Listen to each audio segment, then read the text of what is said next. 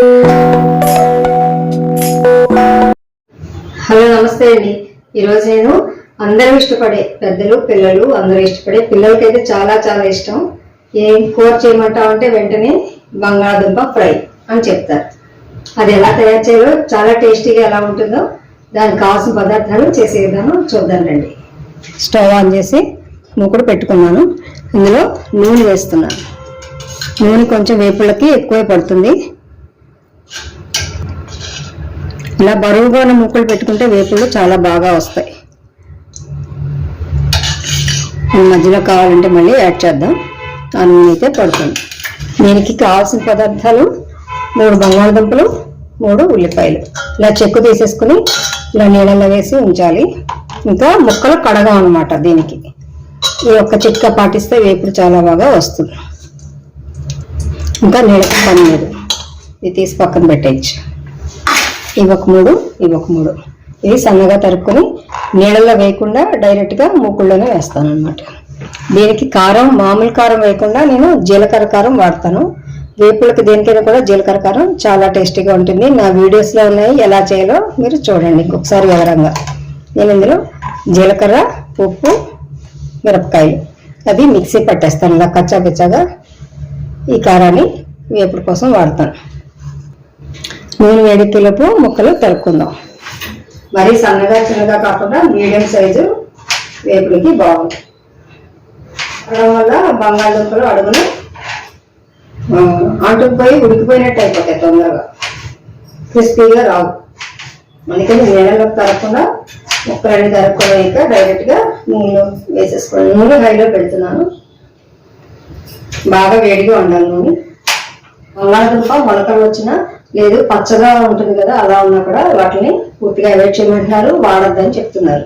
అవి అనారోగ్యం. ఇప్పుడు ఏ రోగం ఎందుకు వస్తుందో తెలియట్లేదు కాబట్టి మనం కూడా కొంచెం చెప్పిన మాట వినడం నేర్చుకోవాలి.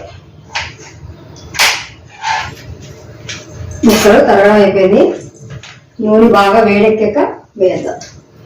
బంగాళదుంప ఫ్రై మా ఇంట్లో పిల్లలందరికీ చాలా ఫేవరెట్ అయిన ఐటమ్ ఇది.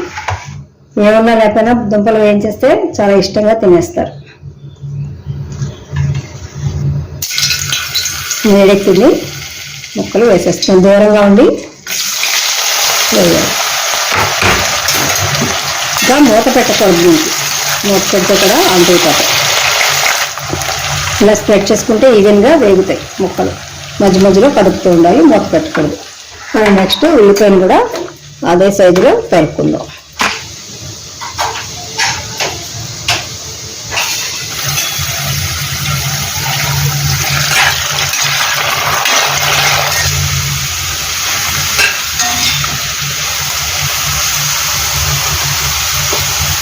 గుచ్చగానే కొంచెం దిగుతుంది కదా. ఇప్పుడు స్టవ్ తగ్గించేసి నేను తీసుకున్న ఉల్లిపాయ ముక్కలు వేసేస్తున్నాను. ఉల్లిపాయలు హైలో పెట్టి వేస్తే మాడిపోతే టేస్ట్ చండాలంగా ఉంటుంది అన్నమాట.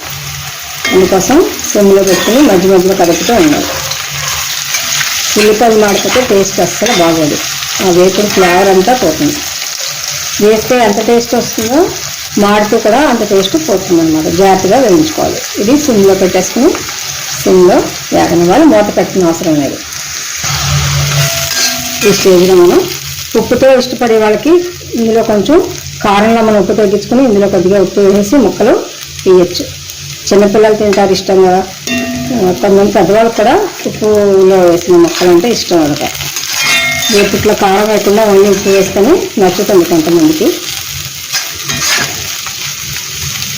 ఒకసారి ఉల్లిపాయ వేగిందో లేదో చూద్దాం. ఇంకా ఉల్లిపాయ కసకసలాడుతుంది. కొంచెంసేపు ఇందులో హైలోనే ఉంచి దగ్గరుండి కలుపుతూ ఉండడం.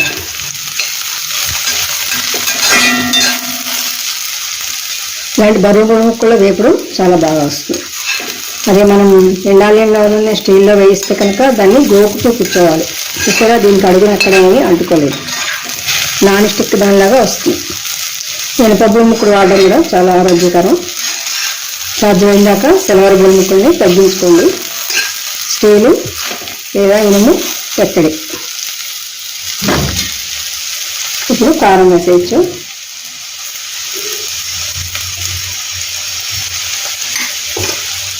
చూసుకుని మనకి సరిపడా కారం వేసుకోవాలి. ఇందులో ఆల్రెడీ ఉప్పు వేసేసాను. ఉప్పు, జీలకర్ర, మిరపకాయలు వాడిన జీలకర్ర కారం. అది నా వీడియోస్లో ఉంటుంది. జీలకర్ర కారం ఎలా తయారు చేయాలనేది ఒకసారి వెళ్ళి చూడండి. అయిపోయింది. బంగాళదుంప వేపుడు రెడీ. ఈ స్టైల్లో బంగాళదుంప వేపుడు చేస్తే కనుక పిల్లలు, పెద్దలు అందరూ చాలా ఇష్టపడతారు. అందరూ చాలా ఇష్టంగా తింటారు. మీరు కూడా తప్పకుండా ఇలా ట్రై చేయండి. స్టవ్ ఆపేసి డిష్ అవుట్ చేసేసుకున్నాం. స్టవ్ ఆపేస్తాను. ఆ స్టైల్లో బంగాళదుంప వేపుడు ఇలా తయారు చేస్తాను. మీకు తప్పకుండా నచ్చింది అనుకుంటున్నాను. మీరు కూడా తప్పకుండా ట్రై చేయండి. పిల్లలు, పెద్దలు కూడా చాలా ఇష్టంగా తింటారు. నా ఛానల్ సబ్స్క్రైబ్ చేయండి, లైక్ చేయండి, షేర్ చేయండి, నన్ను ఎంకరేజ్ చేయండి. Thank you so much friends.